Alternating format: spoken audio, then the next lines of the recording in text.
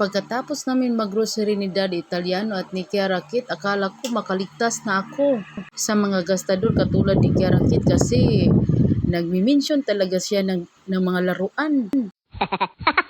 Nung sa cashier pa lang kami sa grocery guys, si Kiara Kit nag-mention na siya ng laruan kasi bibili daw siya. Akala ko makaligtas na ako nito sa mga gastusin, hindi pala.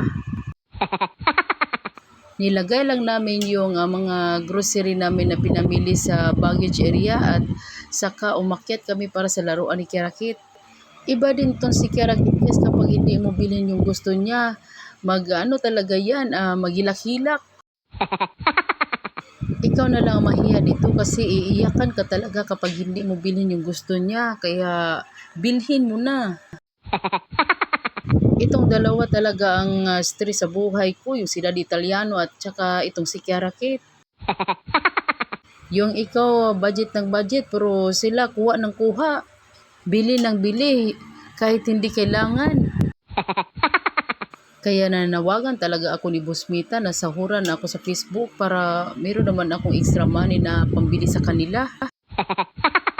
Pero ang dami naman talaga ng laruan ni Kiara Kit dito guys, kung alam nyo lang.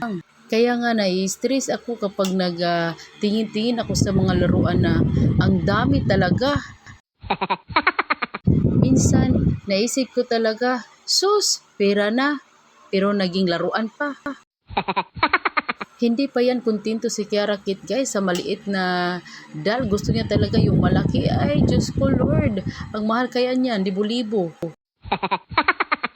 Ayan, paturo-turo pa siya. Wala tayong budget. Ang budget natin nagkumbitay. Kaya nga nanawagan ako kay Boss Mita na saburan na talaga ako para meron akong pambili dito sa mga gastador. Hindi ko na talaga kaya yung matinuturo-turo ni Kiara Kit. Ang mahal-mahal talaga yan. Mga tag 2,000, tag 3,000.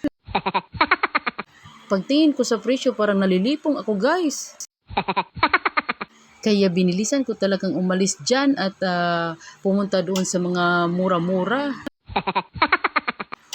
Ang tagal talaga nakapili ni Kiara Kit ng mga laruan dyan. Iwan ko kung ano talaga yung hinahanap niya. Ayan, buti naman at gusto niya yung maliit na doll kasi maliit din yung presyo.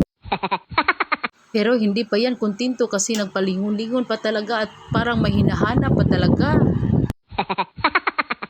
Ayan, binalik niya yung isang maliit na doll at yan daw ang gusto niya. At nagagalit talaga ako ni Daddy Italiano dito guys kasi binigyan pa niya ng isa. Akala ko yung maliit lang na doll na gusto niya pero dalawa talaga ang gusto niya. Gisipit-sipita na talaga yung maliit na doll sa ilok niya kasi yan ang gusto niya at saka gusto din niya yung malaki.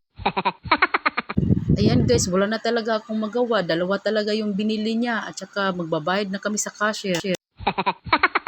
Wala talaga akong kawalan nito ng mga gastador. Itong dalawang gastador na to, tingnan mo, ayan.